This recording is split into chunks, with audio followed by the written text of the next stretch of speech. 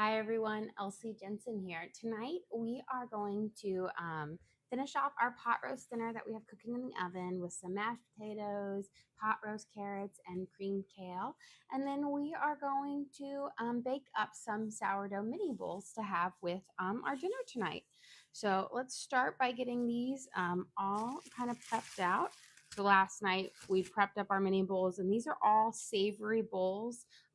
For it, we've got a garlic and 3 cheese, a everything bagel, cheddar and green onions, Italian herbs and cheese, and a black pepper and Parmesan. And oregano. So we have a lot of great savory little mini sourdough bowls that we're gonna bake up here. I find that it's easier if I go through and score them all and then kind of just do it like, a little factory line and pop it up. Get the next ones up and out. So this looks like it's going to be my 3 cheese. This next one, I can typically tell when I have it scored, when it pops open, you can see what our delicious inclusions are in here. This one is a Parmesan one. I think that might be an Italian herbs and cheese. There we go. Get our next one. But this is just the same, it's a sourdough loaf. It's my big loaf that I divided up into 6 kind of mini sourdough bowls, which are honestly probably perfect for like 2 people because they're just like a great little size. Okay, let's do these first 3 so I have some room. I'll put this right over here. I'll slide these guys in. They're nice and hot, so I preheated them in the oven at 500 degrees for the last, 45 minutes or so. Slide this guy in there, make sure he's snug as a bug in a rug.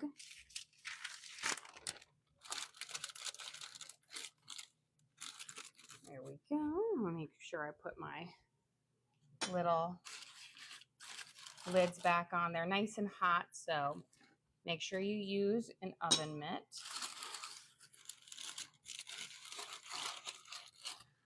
There we go. But these always just make like the cutest little sourdoughs. And it's fun to use my little individual kind of mini Dutch ovens. Here we go. Let's get our next 3 out and scored, and then we'll bake these up in the oven. This is my Italian herbs and cheese because I can tell from all the Italian spices. This is the everything bagel loaf. And let's pop this last one out here. And this looks like oregano, black pepper, and Parmesan cheese. Okay, and then just scrape a little bit of the flour. Let's score these up. I'm doing just a simple kind of crisscross on these because I just find with them so little, just keeping it simple works. But you can, if you want to get in there, you can actually do like some detail because you have actually a pretty good amount of space. Okay, now that we've got this next batch up, I'm gonna move these. We'll slide these guys in. Now, you could individually put each one in the oven, but I find it's easier to transfer everything if you put it on a baking sheet. And our next one. And then our final one. No question. You have to preheat them? Yes. Preheating them allows to create almost like this just lovely baking oven environment, and it allows you to trap in that moisture. And I preheated them at 500 degrees for about 30 to 40 minutes. So they're nice and toasty hot. And again, it just creates this perfect little, bread environment that traps the moisture in when it bakes. And then you bake the last bit. For these, we do about 13 minutes at 450 for the second bake part with the lid off to give you that nice golden crust. but this tray is heavy. So slide these guys in there, 500 degrees, and then we're gonna bake for 20 minutes with the lid on. Then we'll take the lid off for the final 13 minutes of bake time. But let's get working on our next part of our dinner. We're gonna whip up some mashed potatoes. We're gonna put some carrots and parsnips in for our pasta pot roast veggies, because I love carrots cooked in the pot roast juices. And we're gonna make some cream kale. So I've got some carrots here that we're gonna peel and then give them a nice kind of, cut them up a little bit. I don't think I'm going to necessarily use all of them. And then I have some parsnips, which if you've never had a parsnip before, they look kind of like a white carrot, but they have this nice lemony kind of flavor to them. So they're lovely. And they're, just a fun, different root vegetable to change it up. Here we go. And peel off this whole outer bit of it, because again, you want to have that peeled so there's not a woody, chewy texture to the outside of your carrot. And this is going to allow it to soak up some more juices and really give you that nice pot roast flavor to the carrots. Now, earlier today, around 5:30, I prepped my pot roast up and put it in the oven to cook at 300. What I did is I sauteed up one whole onion first, and then I took my chuck roast and I cut it into 6 sections, so we have nice 6 big pieces. And then I seasoned them with garlic, salt, and pepper, and I seared them off in my pan, my Dutch oven. And then I tucked all the onions around them, added a little beef broth and a little bit of kitchen bouquet to the base of it, and it's just been cooking in this lovely flavored, delicious bath, I should say. Okay, let's get our little parsnip ones out. I don't ever put my carrots in when I'm doing my pot roast until, at least 30 minutes to an hour before I serve it, because I don't like my carrots to get mushy. And so keeping them out until like 30 minutes minimum out to an hour out allows them to keep their firmness to it, but still get soft. So I'm going to cut some of these thicker ones in half. Quarter this guy because he's pretty thick. And then what we're going to do is I'm going to take my pot roast out of the oven, and we're going to tuck these guys into the pot roast under the juices, and they'll soak up all of that deliciousness while the pot roast finishes off cooking. Here's our carrots, and then we have our parsnips. Now, I don't ever go too heavy on the parsnips because they do give you that somewhat of that lemony flavor into it, but just adding 2 is a perfect amount. I feel like gives it 2 without changing the overall broth of your pot roast. Cut this guys up. I will say they look like a carrot, but they're kind of textured when you cut them up. Feels more spongy like a sweet potato is. It's almost that kind of fibrous, drier bit to it. Okay. Cut that guy. He's a little big. Now I'm going to reach into my oven here, and let me grab my pot holders. We'll take our pot roast out. And we'll get these carrots cooking and parsnips. Beautiful. Look at that gorgeous. Grab some tongs. And this is where I flip my meat over so that it gets the part that has been cooking up gets nice and even tender and juicy. So toss them all over. You can just see how tender this meat is. It's practically falling apart when I grab it. Beautiful. And then we're going to tuck after I've got them all flipped over. And this is just to prevent that top part from drying out, because I don't have it completely submerged in the juices, because I like it to be a thicker kind of stew-based juices.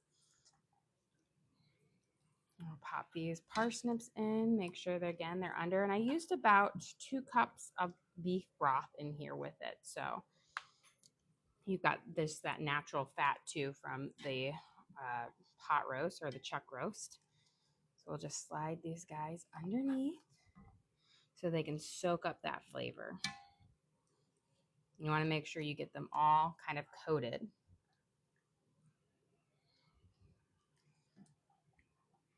Beautiful.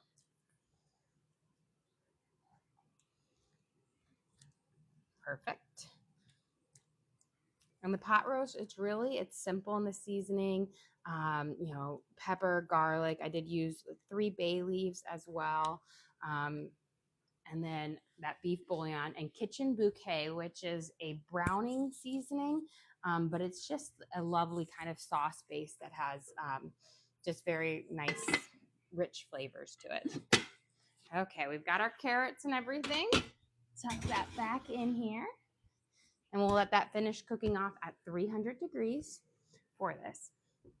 Now let's work on our potatoes. I'm going to start turning up my water a little bit higher here, and we'll get these thrown in. I've got a couple russet potatoes. I'm not sure if I'm going to use them all, but I'll have them here. I'm going to cut them a little bit smaller so that they'll cook up faster. If you leave them bigger, then they'll take longer. And then you risk also them kind of disintegrating before the middle gets cooked through. So we'll dice them up small, and then we're going to whip these into just a really light, fluffy mashed potato. Now, I'm using russet because I think russets make the fluffiest mashed potatoes because they're not a super starchy, like sticky potato or waxy potato. Yukon Golds make really thick mashed potatoes that are more sticky, which I prefer to use Yukon Golds in soups and what, but for mashed potatoes, russets is where it's at because they are lighter, not as dense, and just fluff up a little bit nicer. But the only thing you have to really watch yourself is when you're boiling them, you can't forget about them and overboil them, or they kind of just completely disintegrate. So we're going to peel off the skin because this is not one where you can keep the skin on. That skin is tough and chewy. It's not a tender skin like a Yukon Gold or a red potato. So definitely peel your russets. Here we go. And I'm going to start with 4. I don't think we'll actually need our 5th potato because these are really big potatoes.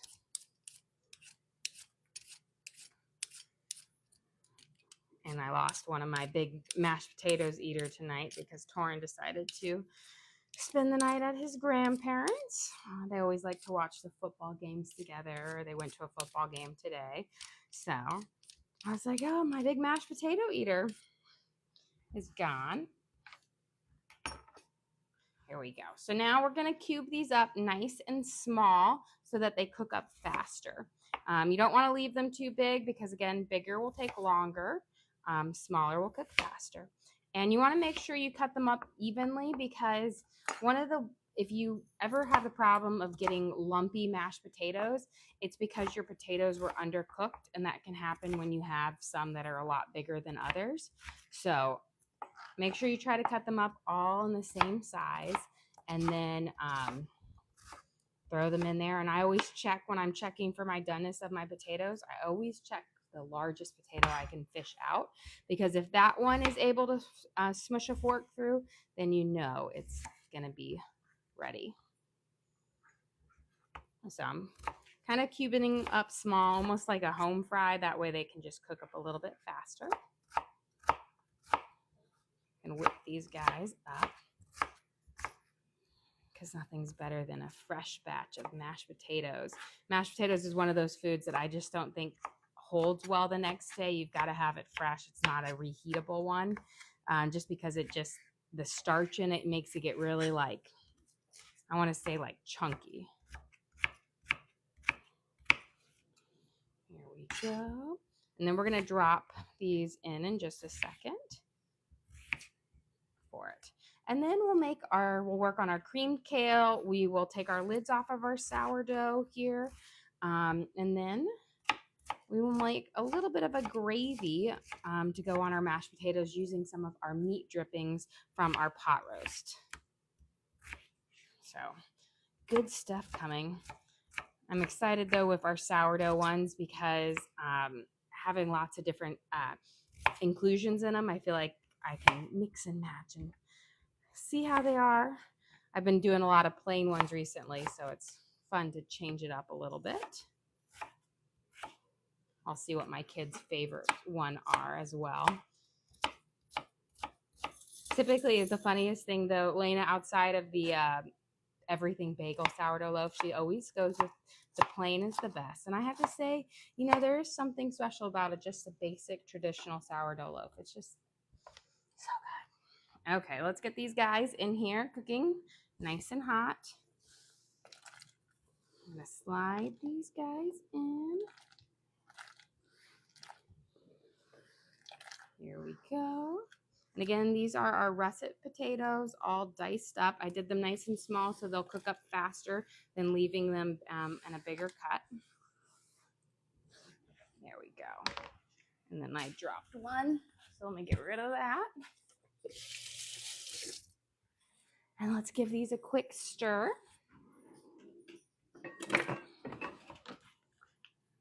There we go. And I always just stir my potatoes when I first put them in so that none of them stick to the bottom of my pot. And if you want even fluffier mashed potatoes, if you have time, give them a good rinse to take out some of that extra starch, because the starch is what sticks them together. So if you do a quick rinse or pour off the top of it, you can get an even like fluffier mashed potato.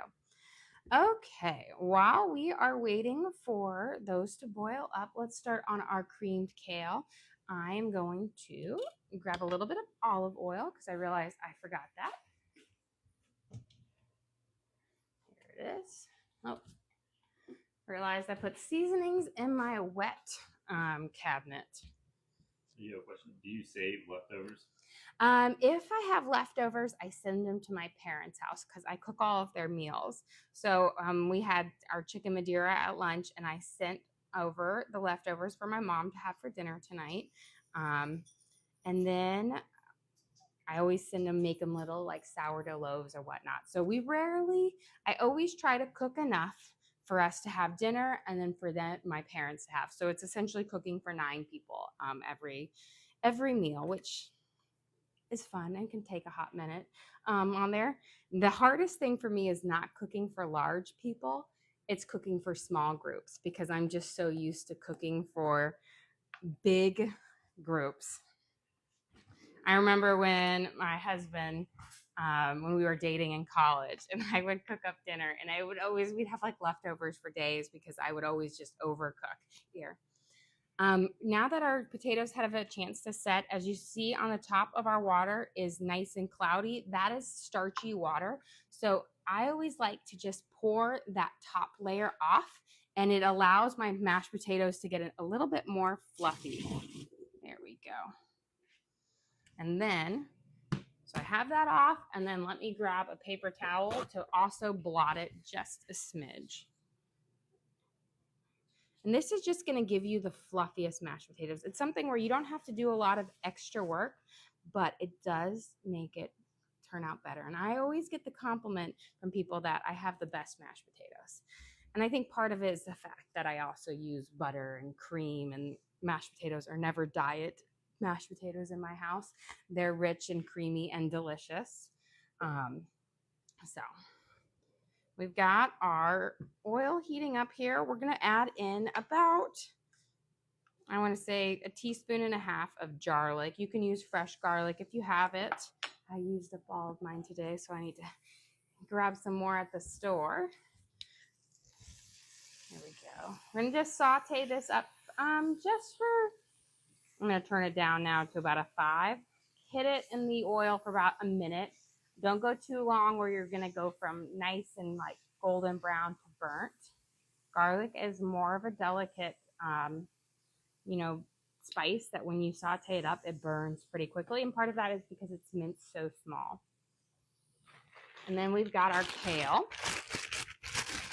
I'm going to take some of this out and I'm going to chop it a little bit more. It's already fairly chopped, but you get these really long pieces that can make it a little bit challenging to eat if it's too long. And then we're going to add this in batches, but creamed kale is so delicious. Okay. Now what I like to do is I always saute up my kale and whatnot, and then I add my cream at the very end. I don't do it too early in the cooking process with the cream, otherwise it will evaporate away and then you're just constantly adding more and more. So I'm going to turn this down to about a 3. And we're going to let this saute. Now, kale has a little bit more of a body than spinach, it will shrink a little bit, and so we'll add a little bit more, but it's not like spinach where you can have this huge overpiling thing, and then when you're done, it's like this tiny little bowl. Let's get these guys in here. Kind of coat them up. I'm going to put a smidge. We'll do a little bit of butter to kind of go with that. I have about a teaspoon and a half, 2 teaspoons of oil. I'm going to use a little bit of butter now.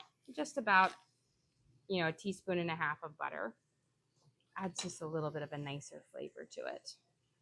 We're going to mix it in here and we'll let it melt up.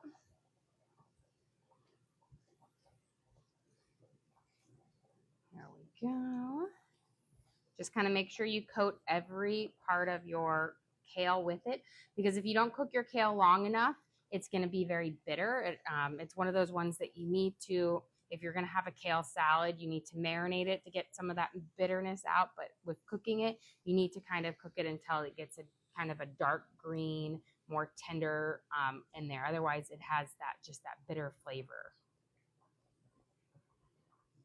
Here we go. Got these guys all kind of coated up.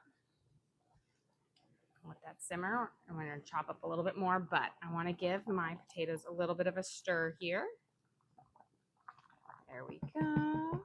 And then just sprinkle in a smidge, because I'm going to reserve a little bit of this water to use in my gravy.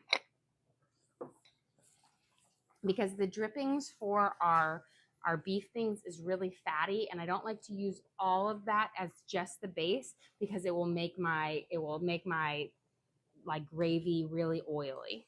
So we're going to use a little bit of this with some beef bouillon as well.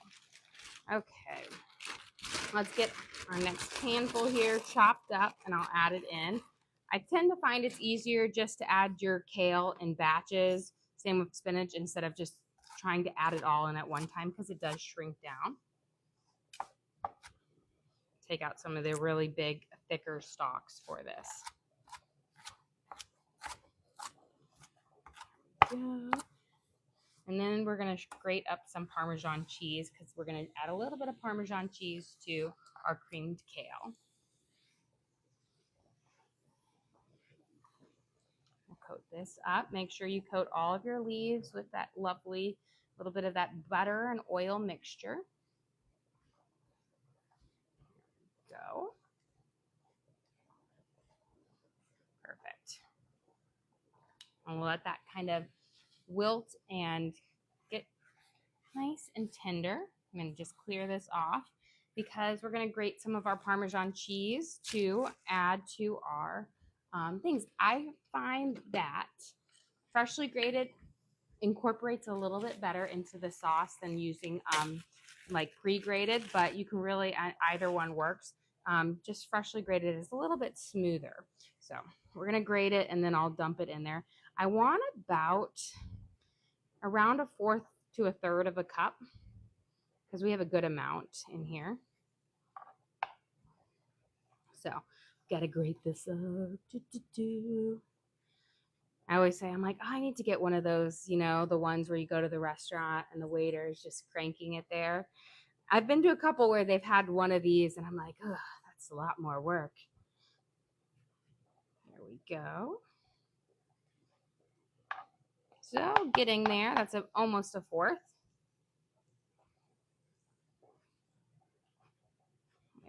If you have pine nuts also are delicious in this. If you add in just like, a fourth of a cup or 2 to 3 tablespoons of pine nuts, adds a nice little crunch to it.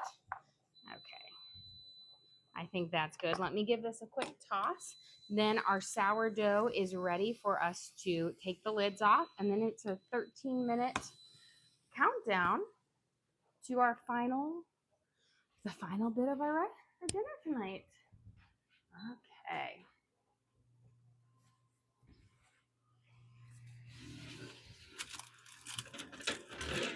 That's when you gotta have muscles for this. This probably weighs like 25 or 30 pounds. It's heavy. Okay. Now we're taking off our lids. You can see they all have this just beautiful pop to it. They're just about as good as I could divide them up evenly. So looks like beautiful. That is the cheddar cheese and green onion. Beautiful. These all popped up gorgeous, how much they spread out. Now, these bake up a little bit different than my big bowls. My big bowls I bake for 20 minutes at 450. These I bake for about 13 minutes at 450 because they don't need quite as much time because they're not as big. And if you bake them for too long, then they get a little bit more crusty. So bring your oven temperature down from 500 to 450. And then we'll do good old 13 minutes. And that's the key I found. 13 is the best.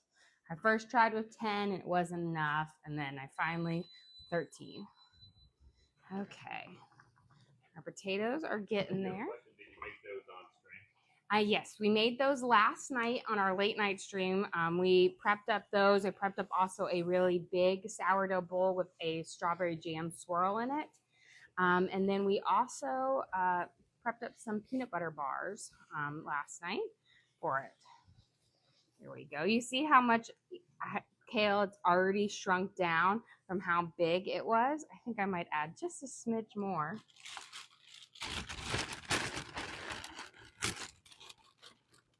Just leave that.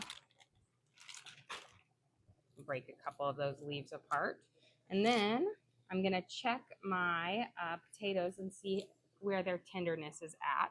Once we add our cream in, we'll add our Parmesan cheese, but you don't want to put it in too prematurely or you're going to have all of the liquid in your cream reduce out and your Parmesan stick to the bottom of the pan.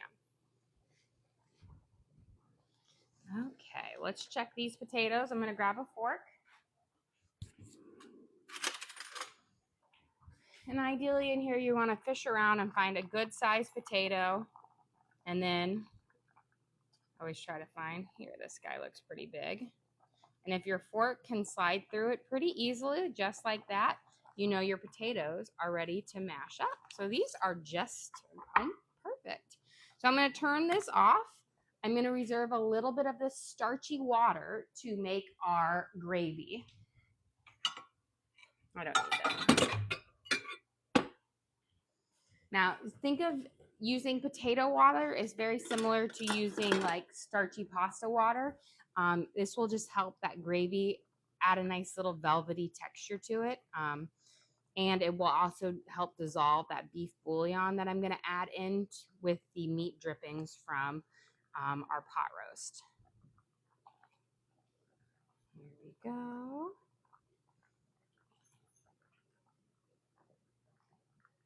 So just going to ladle it off here.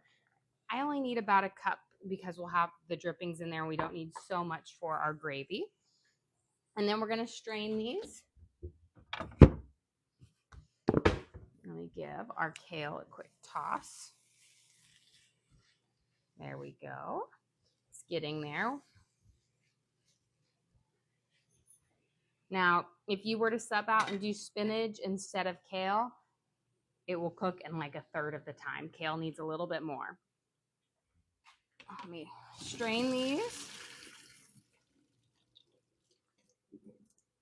Shake out our excess liquid. And then I put them right back into my pan. because since it's an all metal pan, I can whip up my mashed potatoes in them. So what we're gonna do is we're gonna put in our butter, and we're gonna let our butter melt and our cream heat up before we whip it. That just helps give you a fluffier mashed potato as well. Since we only used 4 mashed potatoes, I'm not going to use quite a whole stick. 5 I typically use a whole stick in, but this one I'm going to use about 3/4 of a stick. Use room temperature butter instead of cold. It melts better and it just helps keep the potatoes fluffy. And then let me grab my cream.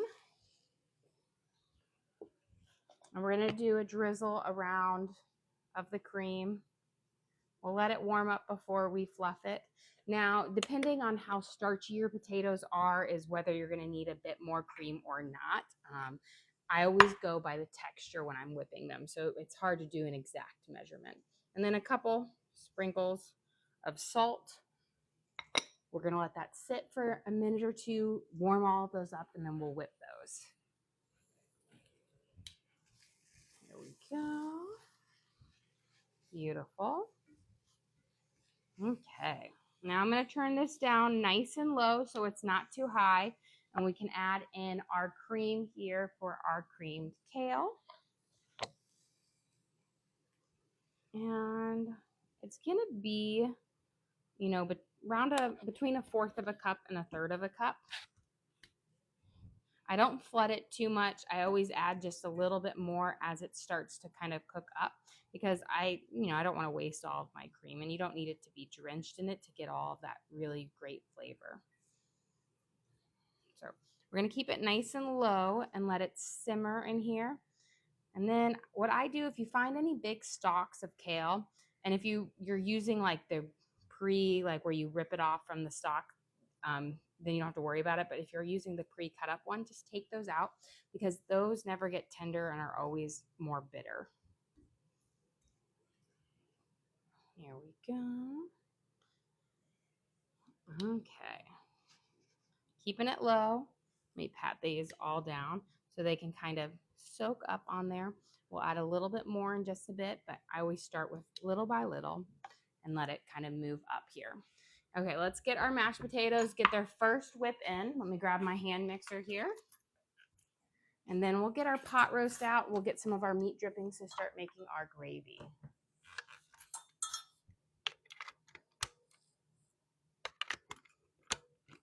Now, I can whip them straight in here because this is an all-metal pan. If you have a non-stick pan, do not whip your mashed potatoes in there.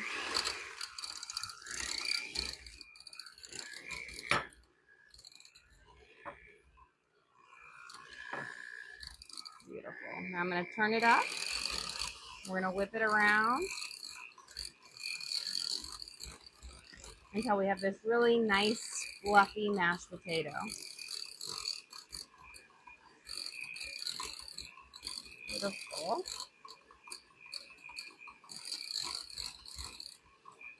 Perfect. Now I'm going to let it sit for a little bit. Let it again kind of marry together, and then I'll taste it and we'll whip it one more time. I always let it sit for a little bit because that lets me know if I need to add in any more liquid or not.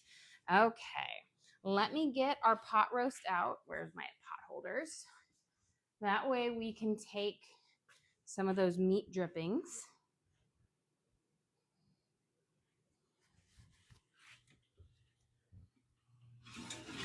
Hot and steamy. Beautiful. So we've got our beautiful pot roast here. You can see our carrots and our parsnips in there. They should be nice, tender, but still have a little bit of firmness to them. So they're, you know what I mean, but enough to be able to like break through them just like that, you see. So tender enough, but still have their form, which is my favorite part. Okay, let's get a little bit of these meat drippings here. I'm gonna get a pan to cook up our gravy in. Let me get a medium-sized one. Yeah, what pans do you use? So I use, depending on what cooking I'm doing, I have my Hexclad for my nonstick. For my metal pans, I have all clad, and then my Dutch ovens, I have a mixture of Le Creuset and some Staub. All of them have been gifted to me throughout the years as wedding presents or birthday presents or Christmas presents. So I have a good collection. I've had my all clad for almost 16, 17 years now because they were a wedding present and I absolutely love them. They're great basic metal pans for cooking with all sorts of things. And then I have to say, I do love my Hex Clag as the non-stick.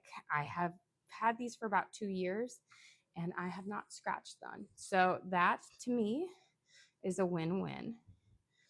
Okay, we're gonna melt about a tablespoon of butter in here. Maybe that's a little bit more to make the base of our gravy. We're gonna start with a roux and then we will add in some flour. That's our roux, butter and flour cooked. We'll add in our starchy potato water with our beef bouillon and our meat dripping. So let me grab my beef bouillon out of the fridge. Now I used about 2 cups of of water and a scoop of beef bouillon in the base of my pot roast, but it's now full of lots of delicious flavors. But instead of using all the drippings, because there is a lot of fat in that drippings and you don't want to use it all just in your gravy because it will make you have a really greasy gravy that separates fairly easily, I'm going to mix it with some of this starchy potato water. But I'm going to dissolve my beef bouillon in it. That way it is all mixed up so I can put it in our gravy. And then let me grab my ladle here. And I'm just going to ladle in some of my meat drippings into this base just to make it a little bit easier. This Dutch oven's hot, so I want to make sure I can collect it.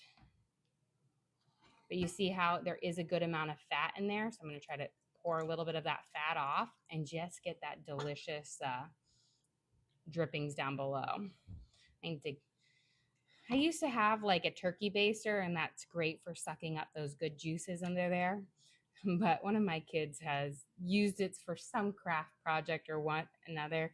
It's crazy where sometimes I find my kitchen stuff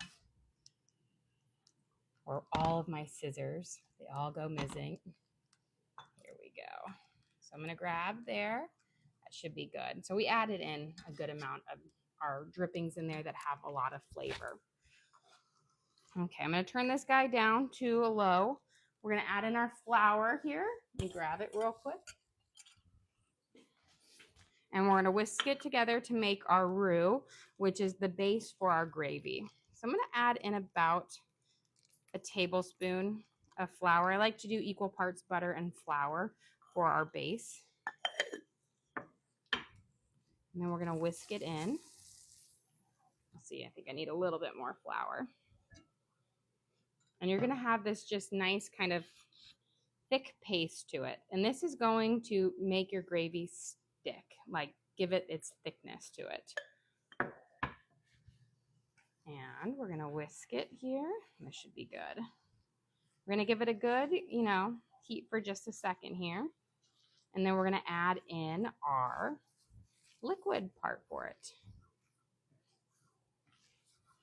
Have it down. But let me toss, before we start our liquid base, I'm going to toss our creamed kale here. It's getting nice and hot. We're going to add our Parmesan cheese in here in just a second. Okay. So here is our meat drippings with our beef bouillon base. We're going to do a little at a time and kind of incorporate it in here. Here we go. You don't want to just dump a whole bunch in.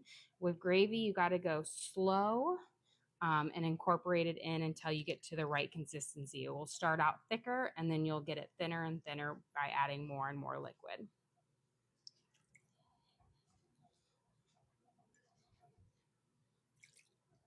Here we go.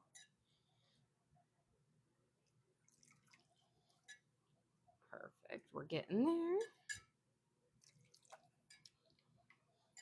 And I'm just, again, just swirling it around. You can see how we've got to this nice, lovely base.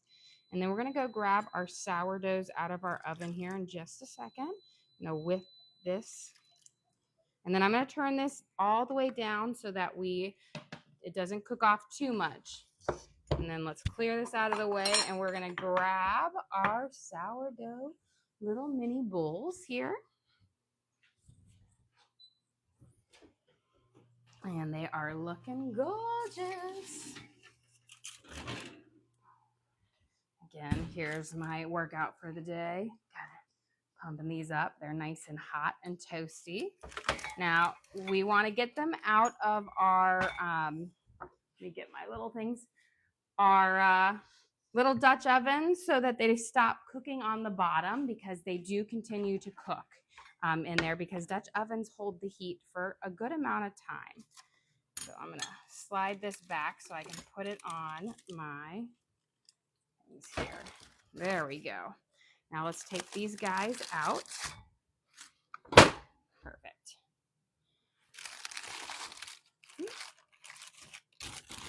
Gorgeous. So that one looks like it's my 3-cheese sourdough.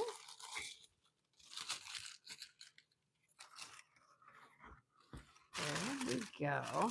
We'll get all of these out and then I'll go over them, because you probably hear lots of crinkling.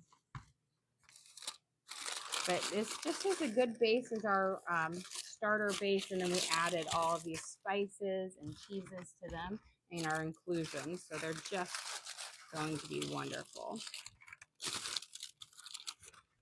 Here we go.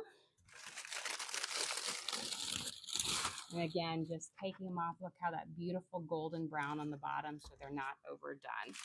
Okay, let me get these out of the way, and then we're going to go over our basting. There we go. Losing my parchment paper. Okay. So for our sourdough ones, there were definitely ones I know right away. So this is our cheddar cheese and green onions. This is our mozzarella and pepperoni with Italian seasoning. This is our Italian herbs and cheese, where we also coated the outside with Italian spices. Our everything bagel one, where we swirled everything bagel seasoning inside and crusted the whole outside. This is our 3 cheese with garlic salt. And this is our Parmesan, black pepper, and oregano things. All have that base loaf to it, that base traditional for it, but it's just delicious. Okay, let's finish up here, because we're going to be about ready to serve up. Let's finish up our kale. We have on low. I'm going to add in our Parmesan, our freshly grated Parmesan. We're going to let that melt up, and then I'll add in my last little bit of cream, and then we'll add in some garlic salt to season it up. Beautiful. And then our last bit, you don't need a whole lot of cream again to give you all of that creamy flavor. You just want to cook it nice and slow to thicken it up and really coat each one. And then let's add in our garlic salt. Good shake over. Should be all you need, because again, that Parmesan cheese is going to add a little bit of saltiness as well. Okay. Let's check out here. We've got our beautiful pot roast. I'm going to flip each one over to really rehydrate those bottom pieces, or those top parts, with that residual juicy. But just look how tender it is. It just falls apart. Just breaks apart. Oh, it's going to be so good, guys. And then I'll do our last little whip of our mashed potatoes here. Let me get a quick taste, see if I need to add anything else. I think I'm going to add a splash more cream and a little bit of salt. I always say you want to let them sit for just a second to see exactly where you are. I'm going to add about a tablespoon more whipping cream, and then another pinch of salt. Let's whip these one more time, and then we'll be ready to serve. beautiful.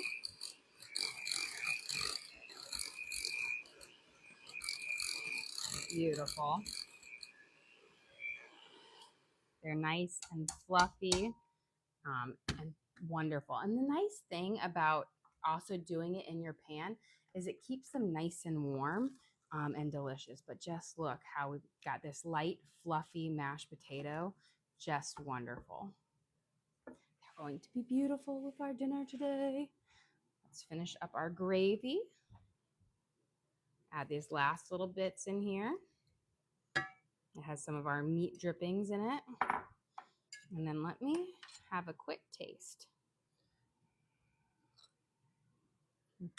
Delicious. Don't need to add anything to it. Okay. And then let me taste our kale. Always got to taste a little bit of everything.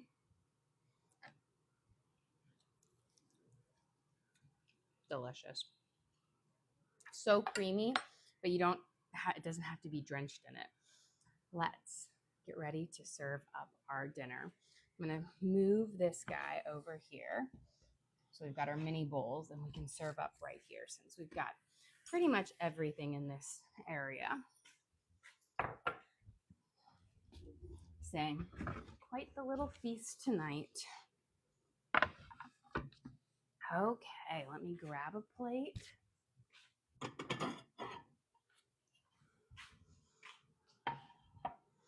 And make sure I have a little bit of everything. Okay, let's start with our creamy mashed potatoes made from russet potatoes, butter, cream, and salt, whipped until they're just nice and fluffy. And the russets give you the fluffiest. This is our tender roast beef that has been cooking for the last 3.5 hours. It's a chuck roast that we sauteed up with onions and cooked in a lovely broth. I'm fishing out our carrots and our parsnips that we put in that last 30 minutes in those juices to really give up that wonderful flavor. And we have a nice serving of our creamed kale with some Parmesan cheese and garlic salt.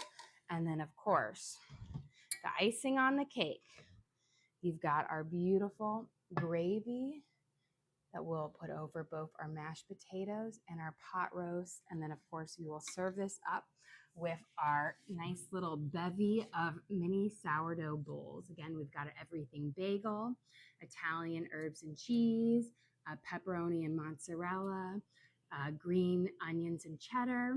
This is our triple cheddar and garlic salt, and our Parmesan, oregano, and black pepper.